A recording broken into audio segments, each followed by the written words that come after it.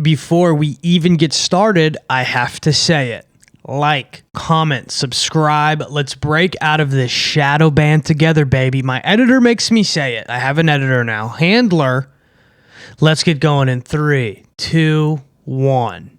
So today's going to be a fire episode. Every episode of Izzy's World is fire, but we do have some things we need to discuss first. Pronto, okay? The first thing that is first, go to my Patreon, patreon.com/IzzyandGriffin to support and to get tons of bonus content. I have the 0.5 episodes, which come out immediately after this. You get an extra hour of podcast, and I'm starting to go hard, baby. We are trying to get this thing going into a full-fledged operation, and I can only do it with your help. I am currently working at a county school that is a interface and a medium that is essentially a prison for kids who have emotional disturbance disabilities and are not bad enough to go to juvie but are not good enough to be in normal school systems.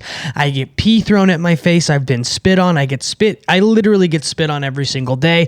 Help me, help you. I have all of this information in my brain and I have to channel it to you. We need this to become a massive Enochian angelic deity that just freaking force feeds information into your gullet. I'm the mama bird. You're the baby bird. I'm throwing up knowledge into your throats. And for just $5 a month, I can puke all inside of you, give you the info. And we're expanding. That's another thing I wanted to say. Guess what? The call-in show is coming back because as of tomorrow morning at 8 a.m., which I will discuss the reasonings as to why on the Patreon, where I get personal in this Izzy's World Ultra. I get very personal. I got personal last week, actually. It's personal, okay? And you can find out why the call-in show is back, and it's the Couch Philosopher Live. That's the call-in show. You can call in, you can talk to me. Now, that show is more conspiracy. This show is more esoteric pop culture hybrid. That show is more conspiracy, but you can call and we can talk about whatever. Every single week, I'm going to drop the phone number on my Patreon exclusively, okay? And we can have a one-on-one conversation on the phone. There are literal legal reasons I could not do the call-in show for a while, okay? And I discussed that reason why on the Patreon. Not me. I'm not in trouble. But the things I have going on behind the scenes, I'm a saint. I'm going to be edified as a saint. They're going to canonize me. Some of you know. One or two of you know. Most of you don't know. Thousands of you don't know. Those of you who do know, I call them the Mons. People call them demons. I call them the Mons. The Mons have been running amok. The Mons had to make me get the state of California involved because there's a fine line between funny and trolling and threatening to kill me and my family. Where you become a legal, credible threat. There's a fine line. Right? There's a fine line. And I get it. Trolling, totally fine. But with what I had going on, boy, oh boy, Couch Philosopher Live could not go on. So, it's going to be back. I'm taking callers. Let's get it going. Enough about that. Go listen to my album, Gloom. It's kind of an album. I don't really know. Is it an album? It's only 8 songs. Is it an EP? I don't really consider it an album. I don't consider it a studio album. That's, I guess, how I'll put that. But yeah, we're getting this stuff up and running. I'm also going to start live streaming. I'm thinking I'm going to do Party. I'm thinking I'm going to live stream on Party, and I'm going to double it with my Instagram Live. That's what I'm thinking. Originally, the call-in show was supposed to be live, but due to the legal things going on and all of that stuff, I was advised to not do that. I guess I'll just say it on here a little bit. Yeah, there were, I shouldn't even. Man, it's been this year. Man, this year has been really crazy. You know what? I guess I am kind of leaving some of you guys hanging, so I will kind of say I had someone who was like actually literally trying to actually assassinate me, to the point where it was a credible threat and it was becoming like not funny, increasingly not funny. And it wasn't just like a troll. It was a legitimate harassment, stalking. So yeah, I've been dealing with that and it's been very crazy. I haven't talked about it publicly because I don't want to at all. I don't think it's cool. It's not funny. It's, I mean, it is, I don't know. It's crazy. It's really crazy. It's really exhausting and it's really put a, it's been very, very stressful. So anyways, that being said, let's get into this. So today, at the end of the episode, about halfway through, I'm going to start talking about the death grips, numerology, and the death grips occult information. So if you don't know, on my Patreon, I did a breakdown of death grips and essentially what I believe their project is aiming to do. They use something called binaural beats and all of this other stuff to essentially hypnotize their audience. There's all that stuff. There's all the conspiratorial stuff, but there's also the esoteric information and what they are doing occultically. Occultically, I don't think is a word, but whatever, I say it. Any word within philosophy. When you have a degree in philosophy, you can make words up. When you philosophize, you can make words up. So occultically, they use numerology, not even numerology like divination. It's a very intense thing that they're involved in and that they do. So I really want to talk about that, but we're going to save that for the end. What we're going to do first is we're going to do the esotericism. And what I want to talk about is this concept called the great chain of being. Now, this is something that gets into Neoplatonism. Now, I've talked about Neoplatonism before, but Neoplatonism is sort of this idea that there is a hierarchy to the universe, okay? There is a tree. There's a real tree that I could go and grab outside. And then there is the idea of the ideal perfect tree, okay? Now, the ideal perfect tree, it exists in my mind, but does it really exist? This is the basis of Western metaphysics, okay? That's how we get into that. But the great chain of being is something that's very intriguing to me. It's very interesting to me because when I am dealing with things of this nature, of people who are trolling or people who are literally threatening to kill me, you get into this mode where you're thinking in a chain of being, right? Like sometimes I receive criticism on the internet, right? And it's like not worthy of my time. And sometimes I receive criticism and it is worthy of my time. And sometimes I receive praise and the praise is always worth my time, right? It's actually a really unhealthy way to look at things. But there's these advice, people who give advice, like these TikTokers, right? And they talk about, how to take advice if you want to be successful. I never take advice from people less successful than me. And that's true because the universe and the world operates within the great chain of being. Everything has to have a hierarchy, right? There are people who will say negative things and they'll say like, man, you're Joe Rogan. Now that is something that I shouldn't pay mind to because then the great chain of being, it's kind of beneath me, right? And that goes for you too. There are criticisms. If a 6-year-old is telling you how to pay your bills in the great chain of being, they're beneath you, right? But if there are people who are watching me who are above me and they have a legitimate criticism or they make fun of me, that is something that I should probably take a little bit more seriously. Like, for example, I had someone comment, Red Bar is watching. Now, if you don't know who Red Bar is a guy who criticizes podcasters, and he's kind of a comedian. He's not really a comedian. I don't really know how to describe what he is, but he has a talk show, and he destroys people. And if Red Bar is watching within the great chain of being of the internet, I would be kind of worried because that means he thinks I'm an idiot and he's going to roast me on his show. But here's the deal. if he does do that, he's probably going to bring some credible insight to where I can sort of change the way that I'm operating, or I can take that criticism in a way that is meaningful, right?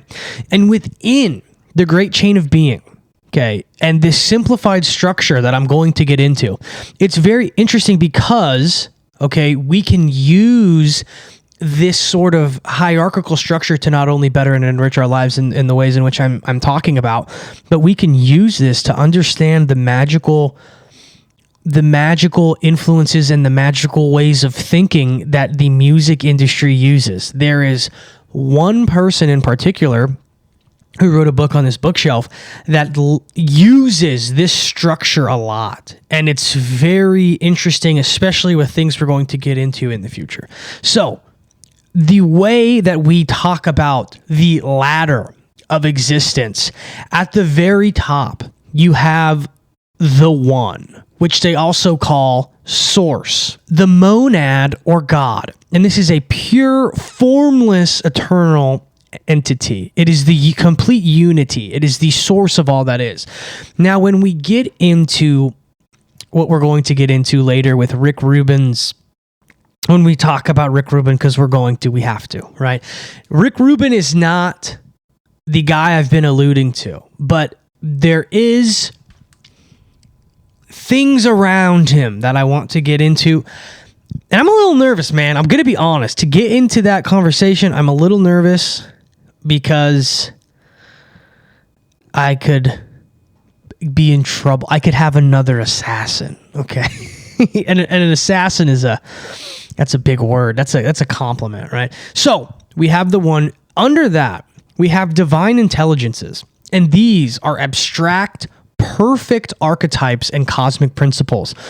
When I am talking about archetypes, when I'm talking about the tarot, which is the pictograph for the Kabbalah, and the Kabbalah is a system that describes sort of the universe, right? It's a mystical way. It's a mystical system that describes the universe. The tarot being one that pictographically describes archetypes. This is sort of what those are. These are known as aeons, archangels, and also gods with a little g. Now, this is also outside of the realm of a Christian, worldview, but not really. It can kind of go back and forth. Actually, scratch that. It does. It does both. Okay. Under this, it says that there's celestial spirits, which would be angels, and what this is calling daemons. So if you don't know what a daemon is, Daemons, a daemon, okay, is a sort of occultist's way of looking at demons. Demons, in my Christian worldview, are always bad. They look at demons as being neutral figures that can do good or bad.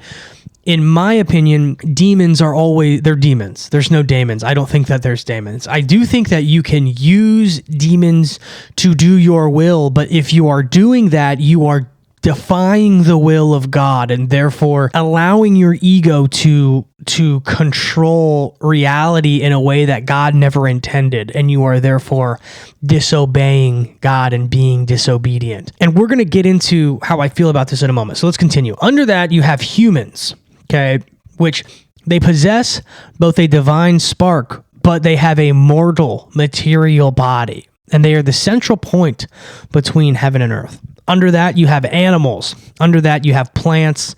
And under that, you have minerals. Now, here's a little write-up I'm going to read. It says, why this matters in esotericism. The great chain of being gives a roadmap for the soul's ascent back to the divine.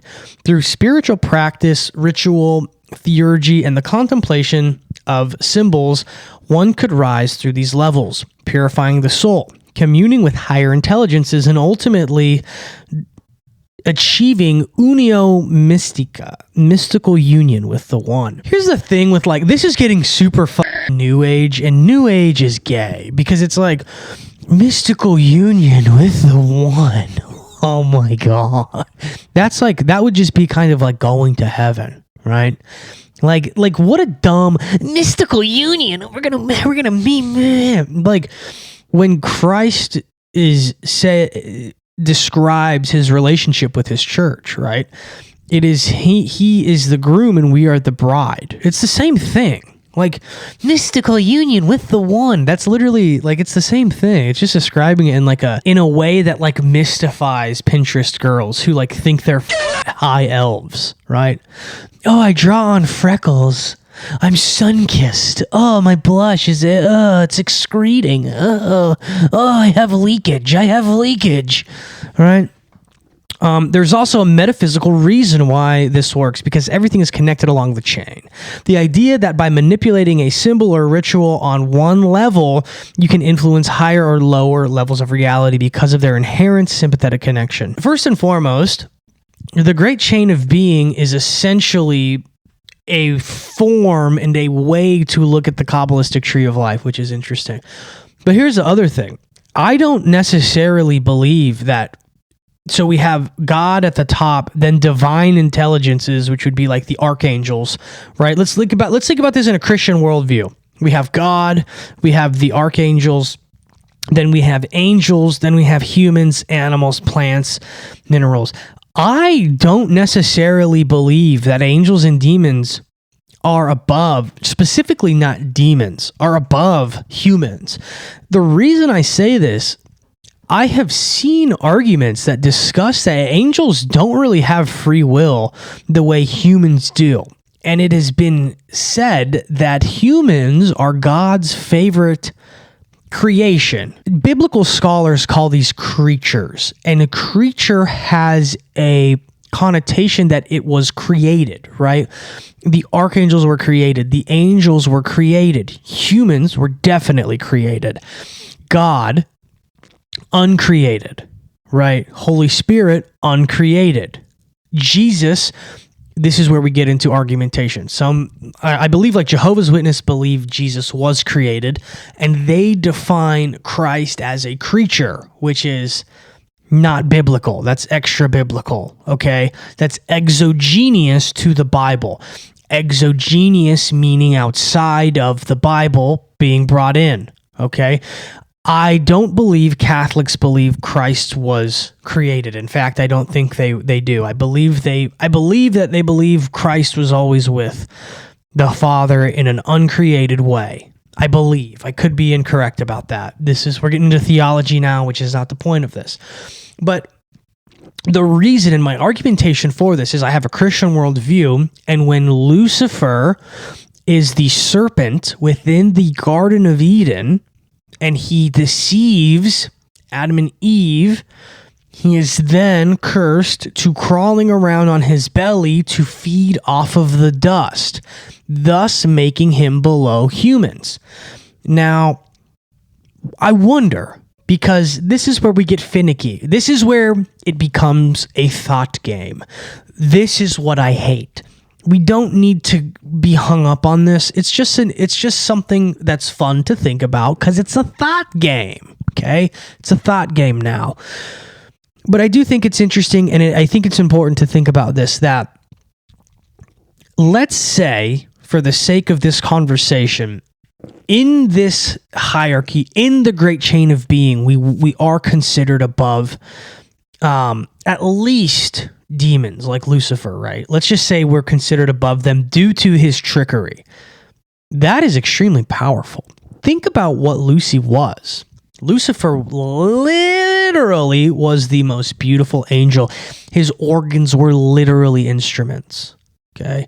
He was the most beautiful, the most divine. He was the head of the choir, of God's choir. When I had my near-death experience and I literally died and I literally experienced heaven and I was literally in heaven, it's just music up there. Like it honestly, this is going to sound so silly. It sounds like Kanye's gospel album, and it's sort of instrumentation that sounds almost like digital, right? Like the voices are so perfect, it sounds like almost auto-tune, right?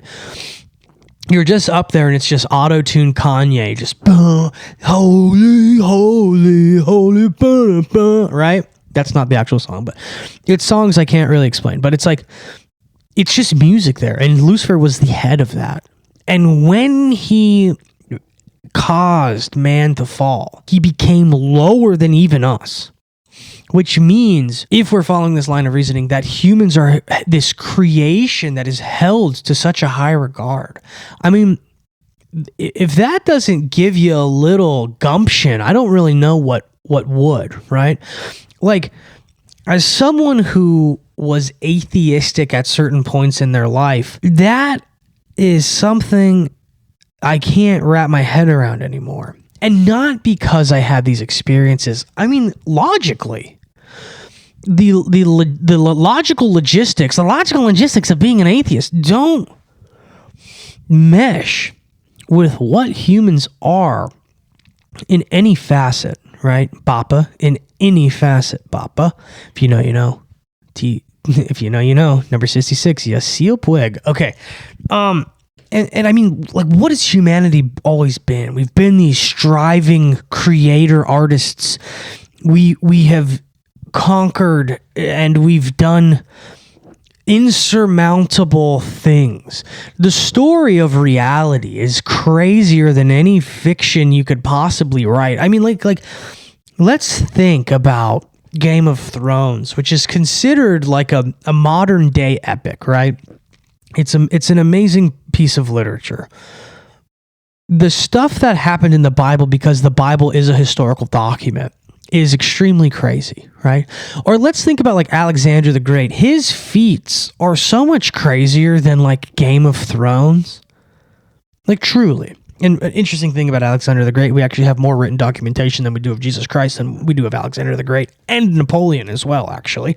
But that's a topic for another time. Now, thinking about the great chain of being and starting to understand and think of things in terms of it being hierarchical is very important when you're starting to think mystically and when you're trying to gain an understanding of how to move and how to operate within the world in a way in which you are putting your will behind the will of God, really, right? Like, what I am hoping to impart on you with this show, in the most layman's terms, is to affect your life and for you to exert your will into your reality and in your life to the extent, to the most extent, to the highest extent possible, to where you can, one, live a life. I can't even talk. I'm like, I can't even explain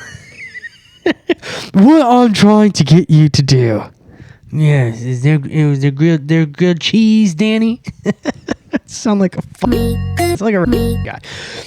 The point of this show is so that you can exert your will in your life in a way to where you can manifest and create things for yourself, and not manifest in like the new age way. Manifest in like doing things. You can exert your will in the most powerful way possible. Like, quite literally, the Nietzschean will to power that I went over in episode 7 of this show, right? The Nietzschean will to power, but to be guided by God, right? Exert your will as much as you possibly can, but allow yourself to be like a sailboat. And if God puts you in a different direction, that's okay. And to not be upset. I've had so many dreams in my life and so many goals in my life that didn't come to fruition, but for the betterment of myself, right? Growing up, I played football. I loved football. I was a good athlete. I was a really good football player. I genuinely really, really was, right? I have a stack of letters this big, right? I went to camps. I went to Notre Dame. I went to all these really cool places. And I tried to walk on at the University of Oregon, and it just didn't really work out. It didn't work out how I thought it would. And the thing is it didn't work out for a reason, okay? Like, it's okay. Does it suck? Yeah. Did that hurt me to this day sometimes? Do I get upset about it?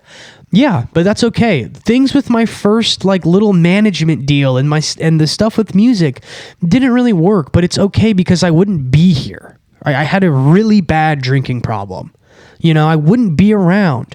And I operate within the hierarchical chain of being, right?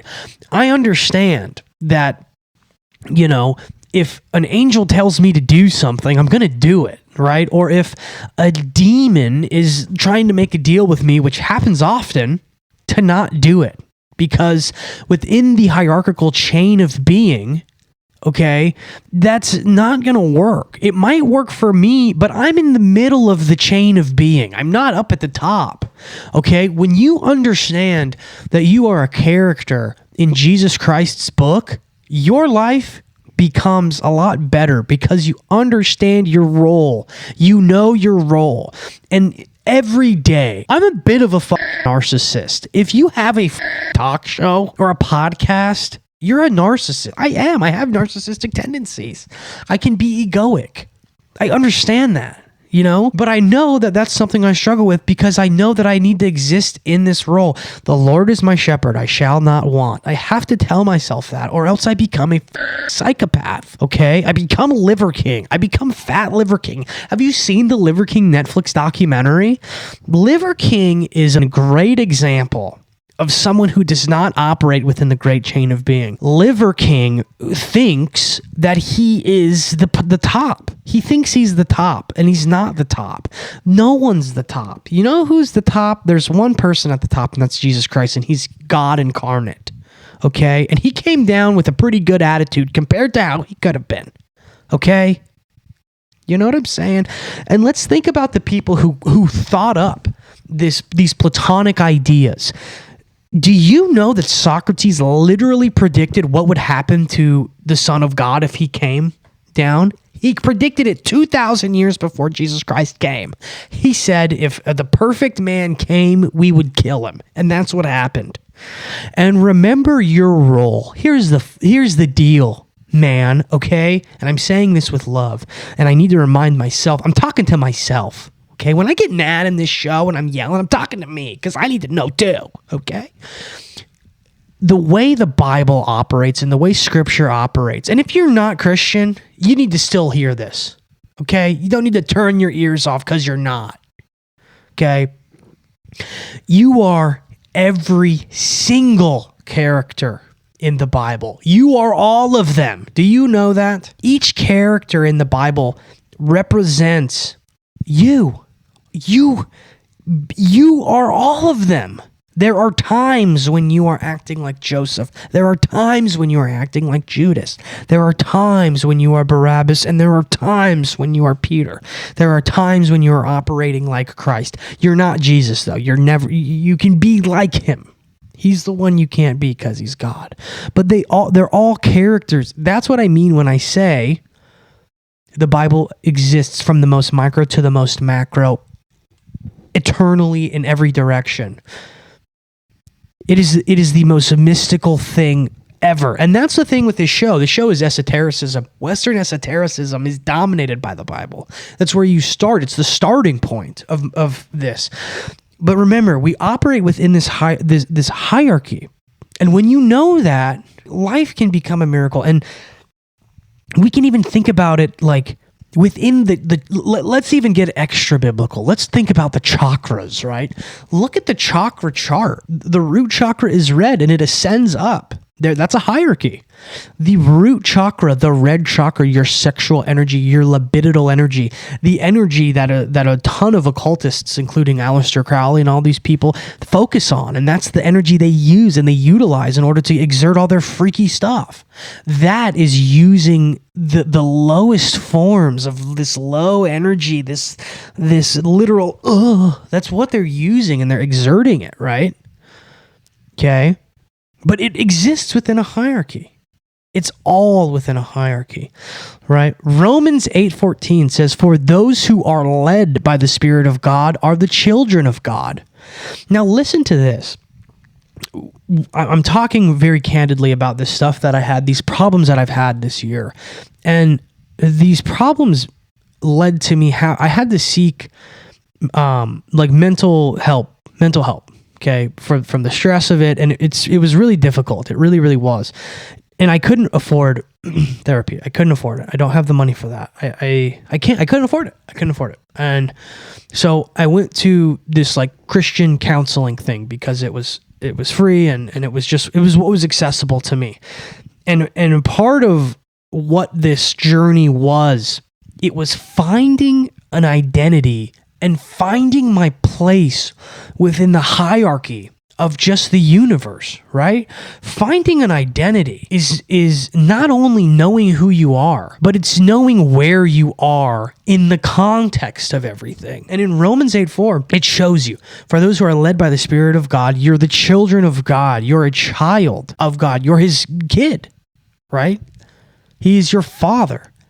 The Spirit you received does not make you slaves so that you live in fear again. Rather, the Spirit you received brought about your adoption to sonship or daughtership, and we cry, Abba, Father. The Spirit himself testifies with our spirit that we are God's children. For if we are children, then we are heirs, heirs of God and co-heirs with Christ, if indeed we share in his sufferings, in order that we may also share in his glory. Now, think about that. We exist in this hierarchy. We exist where our will is not going to always be. We're not always going to get what we want, right? And the Holy Spirit that we received from Christ when he gave us the Holy Spirit, right? It doesn't make us slaves, though. Think about that. Think about how powerful that is. So we exist in this hierarchy, and this is this sort of Reddit hive mind atheistic modality of thinking is, oh, well, in Christianity, you're just a blah, blah, blah, blah, blah, blah. We had Nietzsche call it slave morality, but it's you're not a slave. You become a child of God, of the creator of the universe. You become his child. What a powerful and astounding, amazing thing, right? And when we think within this chain of being, within this hierarchy, right, we see and we understand we're not being led by our intellect. We're not being led by our heart. We're not being led by our bodies, big or small, in shape or fat or skinny or whatever.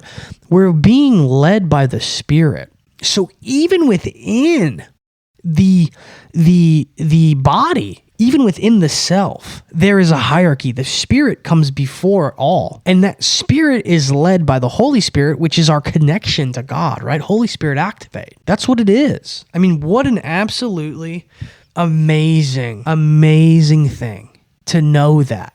And that, knowing that that is your identity, that you're a literal child of the thing that created all, what a game changer, right?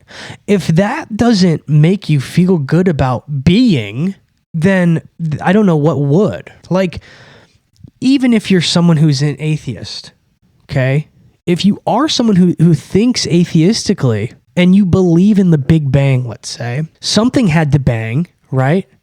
And even within that, within this great chain of being, right? It says minerals are at the bottom. I mean, we're made up of all kinds of different chemicals and elements and water and shit. We're a part of that all. That's where we get into this guy named Spinoza. Spinoza created a type of, I don't even know if it's a worldview called pantheism.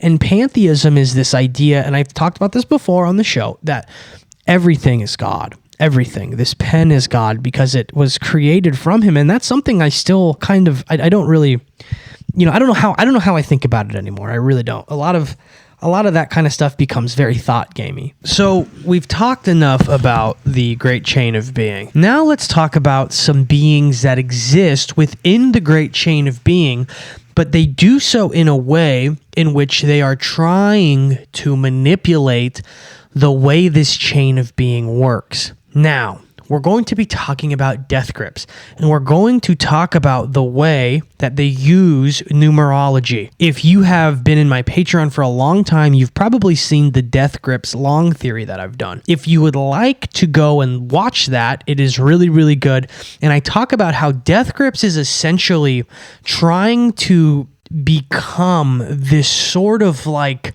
almost like an egregorical deity, but sort of this like amorphous kind of esoteric thing, esoteric homunculus, if you will. And they're doing and using numerology to do so. Last week, I spoke about how numerology, in the way in which I think about it and the way that I sort of quote unquote use it, is not practicing it. I'm not using divination. I'm using it as a perspective. I'm using it as a way to describe reality numerically. I'm thinking mystically via numerological means. This and the way and the things I'm going to get into is actually practicing numerology in this way to bend the will of reality, to change reality. This is magic. This is esotericism beyond perspective and into practice. The number 22 within numerology is considered the master builder, not the masturbator, the master builder. Okay, and this is because the number 11 is the master dreamer, and the number 33 is the master teacher. But with the number 22, it is the most powerful number within this sort of numerology because it builds a strong foundation. Now, the way you can tell that Death Grips is into the occult is obviously they have tons of things and tons of references. They talk about Abraxas. If you know what Abraxas is a Gnostic deity, all of this stuff. But they also, MC Ride, who is the front man, has tons of occultic tattoos. I do a full breakdown and detailing of his occultic tattoos on my Patreon, okay? But here's where this thing gets really crazy with their numerology, okay? They released an album, okay? Now, the way that they released these albums, they released them following the Celtic tree calendar. Okay, this is getting really fucking out there, okay? If you don't know much about the Celts or Northern Europeans or Anglos before they were Christianized, they were very pagan, okay? Now, the lunar cycle, the moon cycle, is one that is 13 months long. Now, when we get into this even more, we see a lot of deities that are associated with the moon are typically ones that are considered not good and would be bad, okay, if that makes sense. We've seen how Baal and how it relates to the moon with Islam and the symbologies with Islam and all that other stuff. So we can kind of see the direction that this is taking. They released a song, or I'm sorry, well, it is a song. It's one song that is 22 minutes long. Okay, and it's also an album. It's called the Steroids Mega Mix. Now, the interesting thing about this is it was also released on May 22nd, 2017. Another interesting facet and something that I have not seen talked about with this, and I think I actually missed it the first time I covered this, is 5 plus 17, so the month, May, plus the year, 2017, the 17 in 2017, when added up, also equals 22. Now, this is going to get really weird. The song is 22 minutes long. 22 minutes and 31 seconds long. It's technically 8 songs like put into like one song. It's just one long song with 8 different sections. Kind of like how this video is just one long video, but there's different chapters within it. So far, we have all of these 22s. And the interesting thing is it connects directly with the bombing that happened in Manchester at the Ariana Grande concert. Okay? This bombing happened the same exact day, and it happened at 22:31 British Standard Time. It happened at the exact time it happened was the exact track length of this song. The bomb went off 22 minutes after this album dropped by Death Grips. The bomber was 22 years old, and there were 22 victims. Also, using Chaldean numerology, Libya's name, which is where the bomber was from, has a numerical value of 22. These are all great. This is all weird, blah, blah, blah, blah, blah, right? a lot of coincidences. One of the main things that I established with this show is if we're thinking mystically, we don't believe in coincidences anymore. We do away with the coincidence, okay? Well, here's the deal. Here's the deal with this. The other thing that's extremely just blows my mind is the lyrics. On this song, there is a lyric that says, timeless, but I admire improvised explosives. Okay? Time. Talking about time when all of these times are also just adding up. Timeless. I mean, it's so bizarre. And on top of this, there's another lyric where it says, rabbit ears and exit wounds. Now I know I have no fears. The rabbit ears were one of the main things that were the focal point of Ariana Grande's Dangerous Woman tour, which is the tour that this happened on. She wore the famous thing with the big ears. I used to have such a crush on Ariana Grande. Not so much anymore. I think she's kind of strange now. But I used to think, dude, 2018 Ariana Grande with that, when she had the black scent, dude, give me that, baby. Now here's the other thing. 13 months later, they released their next album on June 22nd called Year of the Snitch. June 22nd. Another 22. Now this is like something... It's just so... How many coincidences are too many for people, right? Now, I don't really know how exactly a ritual like that would work, but it's just so weird. Oh, there's even more. I forgot. There's even more. The other thing in addition to this, there was a Twitter account that was...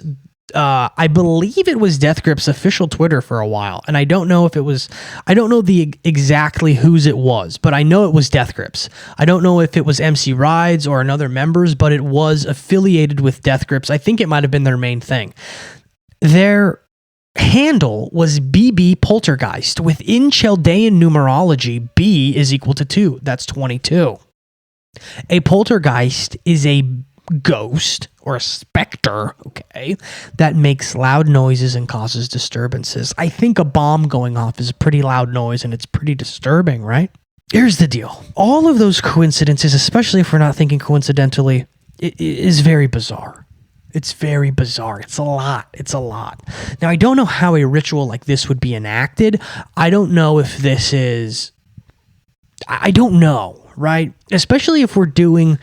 If they're doing something like chaos magic where they're trying to manifest these things, it could just happen, right? It could just happen. But the interesting thing that I found upon doing like so much research on them is they do use something called binaural beats, which is a way, and there actually are people who use binaural beats and binaural frequencies in order to do like mood changing, like hypnotherapy, okay? Because the binaural beats is a way of like syncopating rhythms and drums, and it can do stuff.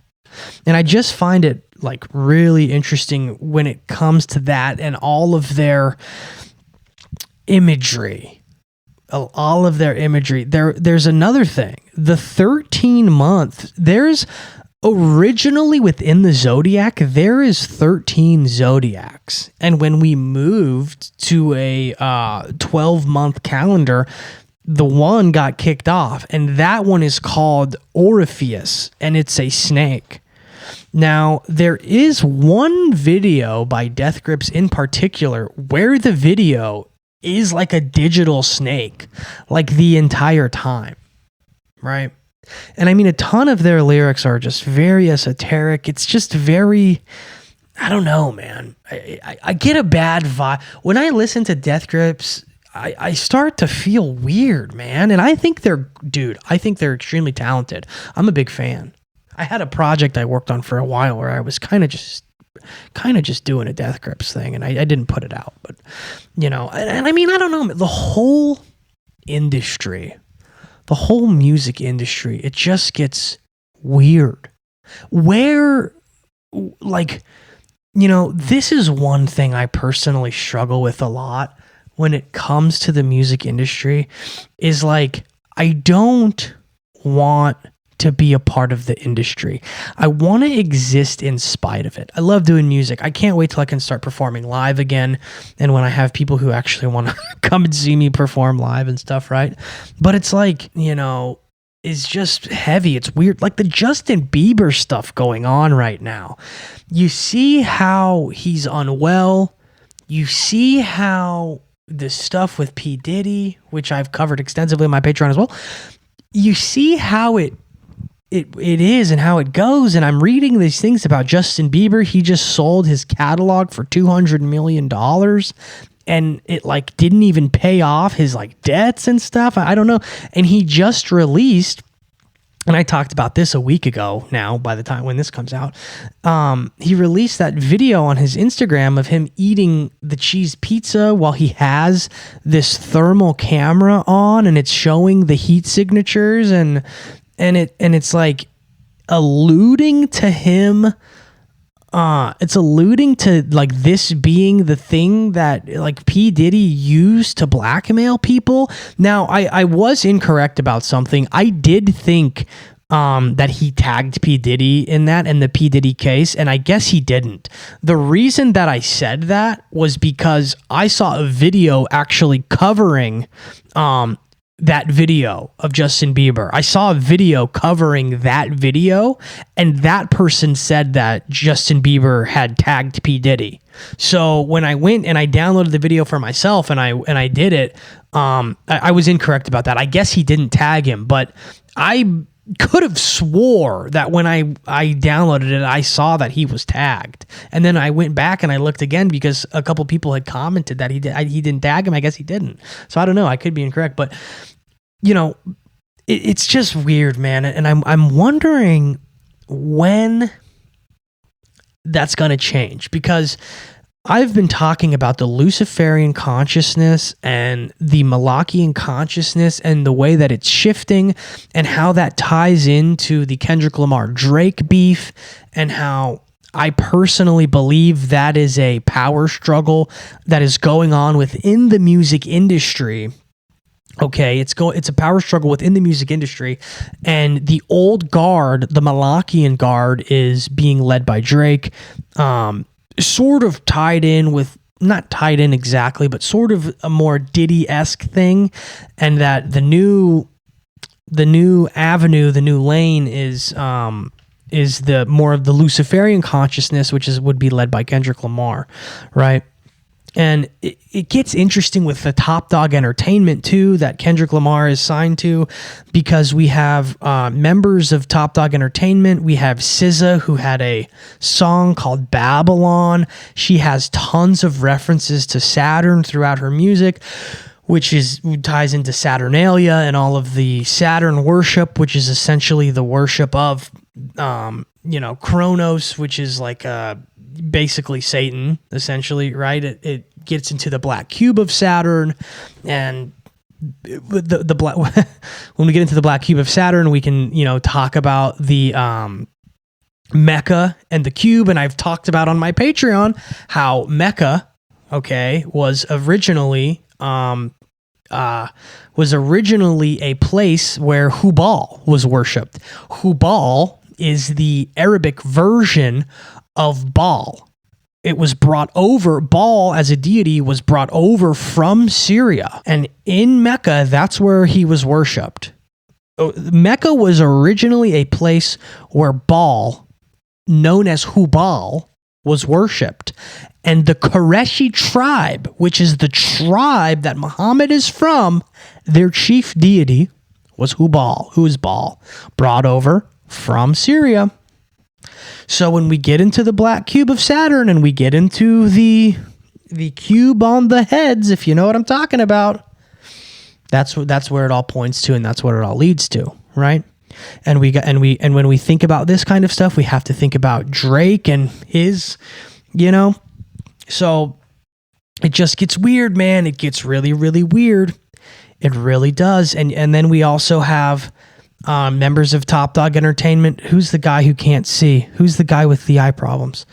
Okay, his name is escaping me right now. But he has Do As Thou Will, which is the Thelemite Phrase is the name of one of his albums. Do As Thou Will. What's the dude's name? Can't think of his name right now. But I don't know, man. The music industry, look, here's the thing. When we think about the music industry, we have to think about this historically and what music does, okay? And who the original musicians were within, within these cultures and within the way this stuff was passed down. The original musicians, they were the priest class. The Levites, which is the tribe of Levi, they were musicians. They were the priest class. The music industry is the modern day priest class. And the religions that they are pushing are not ones of God. They're not godly ones. They're not. They're just not. It's simply not. Think about the way you feel when you listen to some of this, like when you just listen to, and I'm not trying to like slam artists. That's not what I'm doing. I'm not trying to say that these artists are bad or anything, but it's just the truth. Like put on Brat by Charlie XCX. How does that make you feel? Right? Put on Billie Eilish, All the Good Girls Go to Hell. Watch the video to that. How does that make you feel? Right? You have them pushing, and now the things that are being pushed, it's just, and it's always been debaucherous. It's not like it's a new thing. But you have Sabrina Carpenter, which I've showed on this show, doing the stuff like sexualizing teenagers and all of this just bizarre, right? Like, what are we doing? What are we doing with it? And when does it change? Does it ever change? Right? This is something I really do struggle with when it comes to music, because it's a slippery slope, dude. It's a really, really slippery slope. And I really try to tell my story musically, right? I try to tell my story musically, but it's hard because people have been programmed to like the stuff that is pushed. It's not even, I don't even know if it's a conscious decision to like what people like now. I really don't. I think it's just a programming thing. It's like it's literally like an MK Ultra. It's like what it is. I had someone message me on Patreon, and this person sent me an album, and the cover of the album was, and I'm not exaggerating, and it wasn't symbolic. It was literally just the Leviathan cross. Which is the cross, the actual literal cross of Satan, not like an upside down cross. The Leviathan cross, which is a cross with an infinity symbol and all this other stuff, right? And it was, I don't even like that I drew that. Get away. God bless. Get out. Saint Michael, get it out. Like literally. And this person was like asking me questions about how was this album, can this album actually be good because the singer is talking about like the environment and how men are actually evil and like all this like weird justifications to try to justify that the album that she was enjoying was like good or somehow, holy or something. Not holy, but like how it was not bad. And it was so interesting to see how this person was it was the definition of a cope. Like trying to cope with her enjoying something that is literally satanic. Not in this weird metaphorical beat around the bush way, right? It's not like Do As Thou Will with like the pose that is literally Aleister Crowley. I can't think of this guy's Absol, right? It wasn't like a weird beat around the bush kind of thing. It was a literal, direct, actual literal satanic thing. And it was like, if you like this, then you need to come to terms that you like it. You don't need to try to justify it to yourself or to me, right? Because it's like, you need to find out why you like it. And if you do like it, you need to find things that, I don't know, you got to pray or do something, because justifying it is a part of the problem, right? The main issues I see in the music industry when it comes to this spiritual aspect of it is the subversion is the subversion and the justification.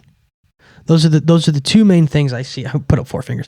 Those are the two main things I see an issue with, because it's one thing if you don't know, right? When you're listening to how many people know that the Absol album "Do As Thou Will" is a literal thelemic religious phrase? Probably not a lot. Let's say out of 10, maybe 3 or maybe 30%. Maybe. I wouldn't even say that. I'd say 2 out of 10. Maybe. "Do As Thou Will" and thelemics and thelemites. That's a pretty specific niche thing, right? But the subversive nature of it is what I find problematic, because if you don't know, that's one thing. But if you know, and you're then trying to justify it and spin it and literally doing literal mental gymnastics to the point where you're messaging me to try to find an in to justify it, that's something completely different, right?